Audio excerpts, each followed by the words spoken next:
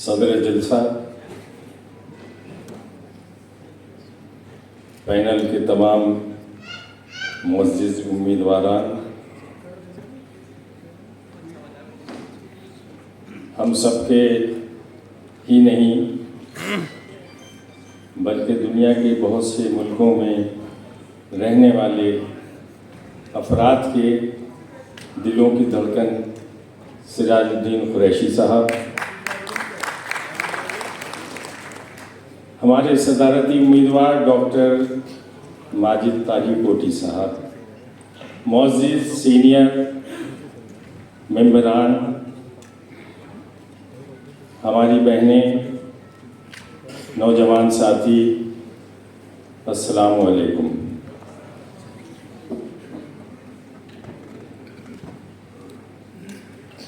सिराज साहब के लिए ये अल्लामा इकबाल का शेर अर्ज़ करते हुए अपनी बात आगे रखूँगा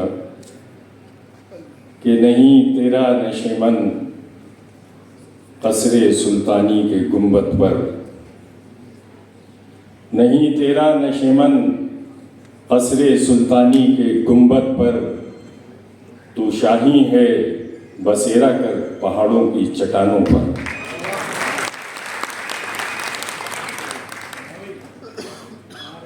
इस्लामिक सेंटर का ये फैसला कुन वक्त इलेक्शन के ताल्लुक से बहुत करीब आ चुका है। इस्लामिक सेंटर के दरो दीवार बड़ी खामोशी से इस नज़ारे को देख रहे हैं। उनके ज़बान तो नहीं है,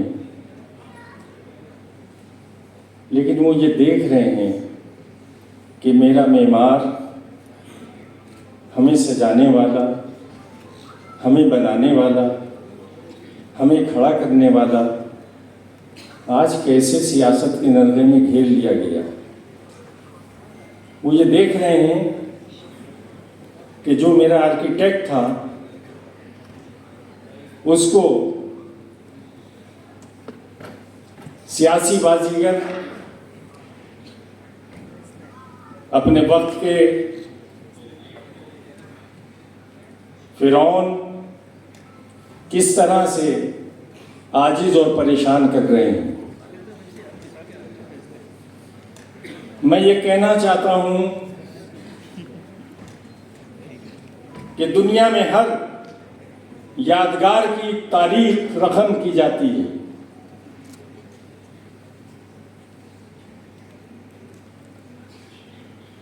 बहुत सी इमारतों की तारीखें लिखी जा चुकी हैं।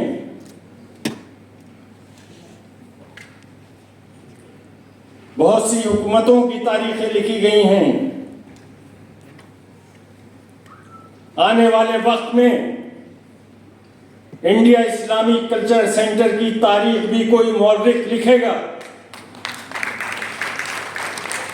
और मैं तमाम हरीफों को यह बताना चाहता हूं कि जो आज मैदान मुकाबला में अपने कब्जे की दावेदारी के लिए कूदे हुए हैं, जब आने वाले 100-200 साल के बाद इस्लामिक सेंटर की तारीख लिखी जाएगी तो उनका नाम और निशान नहीं मिलेगा। सिराजुद्दीन कुरैशी का नाम सुनहरे हरों में लिखा हुआ मिलेगा।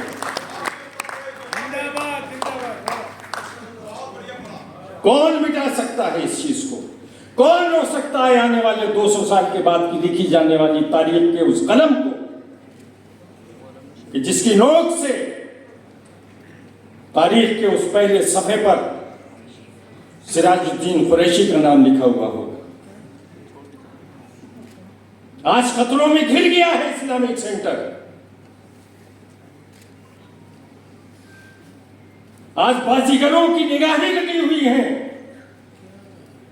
किसी को उसको जीना बनाकर इख्तिदार की मंजिल पर पहुंचना है और किसी को उसको सियासी पार्टी का दफ्तर बना के आपके हकूक पर डाका डालना है।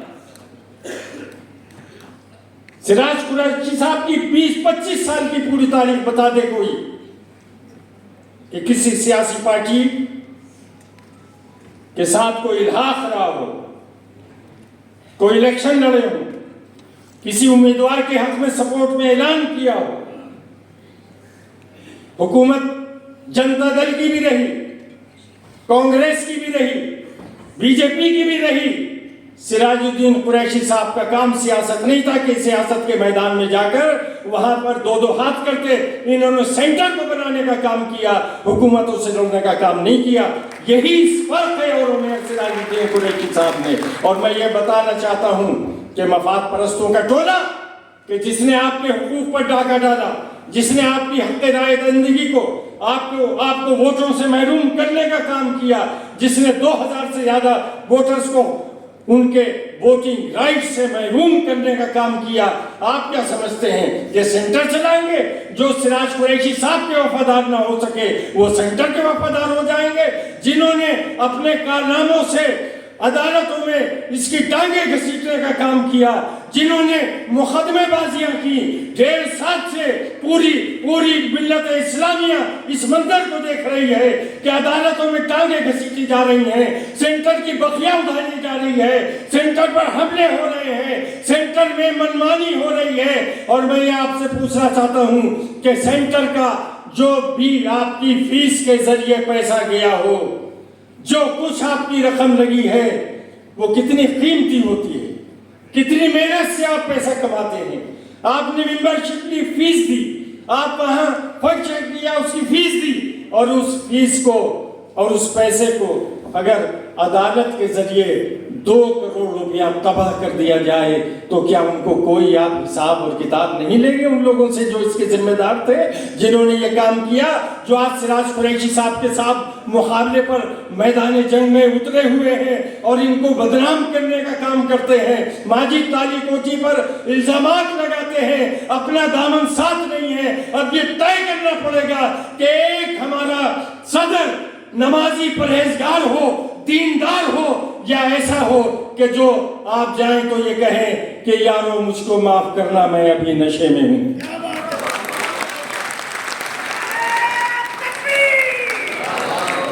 ये कौम का इदारा है, ये मिल्लत का इदारा है। दिल्ली में कोई दूसरी जगह नहीं है, एक जगह आपके पास है बची हुई, उस पर भी गिद्धों की निगाहें लग गई हैं, और वो भी वो गिद्ध कि जो अपना सौदा बाजारों में करते हैं, जिनकी निगाहें यहाँ के पैसे पर बेदर्दी से पैसा लुट गया, 2 करोड़ रुपए तबाह हो गए इस्लामिक सेंटर के मेंबरों के। इसकी तकलीफ किसी को नहीं है सिवाय सिराज कुरैशी साहब के, जिन्होंने कभी वहां पैसे से चाय पी तो अपने पैसे से पी, सेंटर की चाय पीने का काम नहीं किया। ये हिम्मत और जुर्रत लाए, और मैं चैलेंज करता हूं उन तमाम उम्मीदवारों को, चैलेंज करता हूं कि 100 रुपए की इस्लामिक सेंटर के लिए अगर अपने चंदे की रसीद दिखा दें, 100 रुपए की, सिर्फ 100 रुपए की, 100 रुपए से मदद अगर करियो, चंदे की रसीद दिखा दे इस्लामिक सेंटर के लिए, तो अभी सिराज साहब के हद से दस्तबरदार हो जाऊंगा। क्या दिखाना, ये देना कब जानते हैं? इन्हें तो चाटने को चाहिए, ये तो खाने वाले हैं। उम्रें रिश्वतों में गुजरी हैं, उम्रें जो हैं वो करप्शन में गुजरी हैं, जिंदगी में कितने कारनामे किए हैं और कर रहे हैं, आप अच्छी तरह जानते हैं। आप समझिए इस चीज को कि सिराज साहब तने तनहा रह गए, पूरा काफिला छोड़ के भाग गया क्योंकि सदर बनना था। सारी टीम राह फरार इख्तियार कर चुकी, और आप ये देखिए कि उस टीम में से कोई मेंबर ना बचा सिवाय जमशेद जैदी साहब के जो इस वक्त जो बुरा वक्त था उस वक्त में आके खड़े हो गए। और यही इंसानियत होती है, यही वफादारी होती है। मैं आपसे ये कहना चाहता हूँ कि पहचानिए, और सिराज साहब भी पहचाने ऐसे चेहरों को। और अब जो इनका इंतखाब है, बेशक दीनदार, शरीफ, नेक, मैं भी डॉक्टर हूँ, मैंने भी इनकी रिपोर्ट्स ली हैं, मैंने भी इनके बारे में जाना है। इंतहाई रहमदिल, मददगार, औंको सर्जन, जो हमारी इस सरजमीन पर हमारी मिल्लत का और हमारा नाम सिर्फ अपने फन से ऊंचा नहीं कर रहा बल्कि अपने किरदार से भी ऊंचा कर रहा है, ये बात होनी चाहिए। ये उम्मीदवारों के भेष में लुटेरे, ये उम्मीदवारी का चोला ओढ़ के, शराफत का चोला ओढ़ के आपके वोट को मांगेंगे।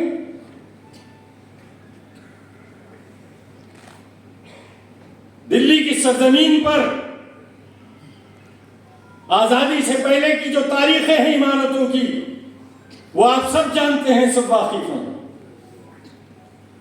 लेकिन आजादी के बाद की अगर तारीख देखेंगे तो आपके पास इंडिया इस्लामिक सेंटर के अलावा दूसरी कोई इमारत नहीं है जिसको आप पेश कर सकें।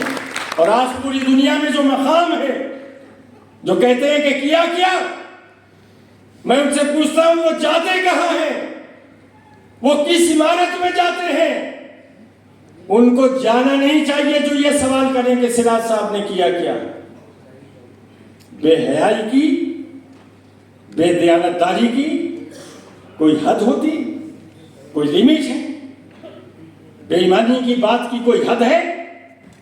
किरदार कशी पर उतरना आसान है, लेकिन किरदार कशी पर बदकिरदार लोग उतरे तो ये बड़े शर्म की बात है। ये बात वो कहे कि जिसके किरदार सलामत हो। मैं आपसे ये गुजारिश करता हूं कि ये इलेक्शन संज्ञावीर साबित होगा इसकी तरक्की में। और मैंने ये मुतालबात भी रखे हैं, माजिद तालीकोटी साहब से भी कहा है और सिराज साहब से भी कहा है कि जब आपका पैनल जीत जाए, आपकी टीम जीत जाए, तो उसमें रेवेन्यू जनरेट कीजिए, ऐसी तामीर, तर्ज तामीर इख्तियार कीजिए कि जो इस दौर की और आने वाले 50 साल की नस्लों की जरूरत को पूरा कर सके।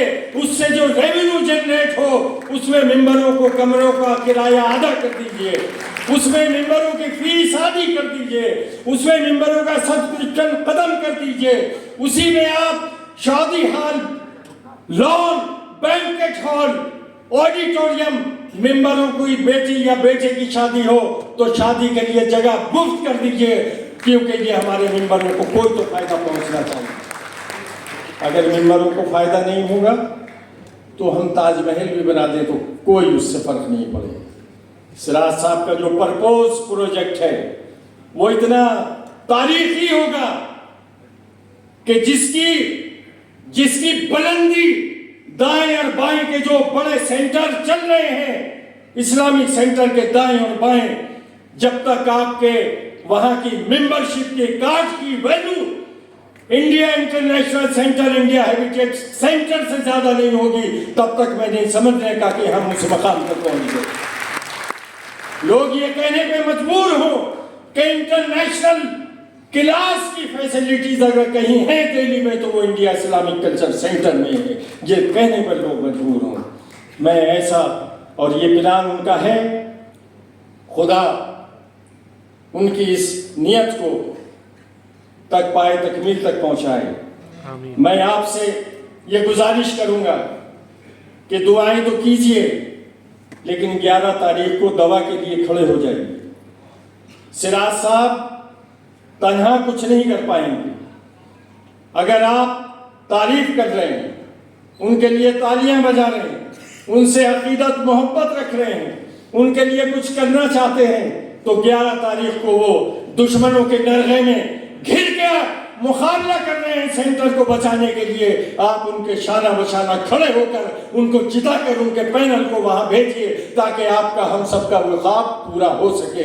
मैं इस शेर के साथ इजाजत चाहूंगा कि सूरज हूं, जिंदगी की रमक छोड़ जाऊंगा। सूरज हूं, जिंदगी की रमक छोड़ जाऊंगा। मैं डूब भी गया तो शफक छोड़ जाऊंगा। खुदा हाफिज़।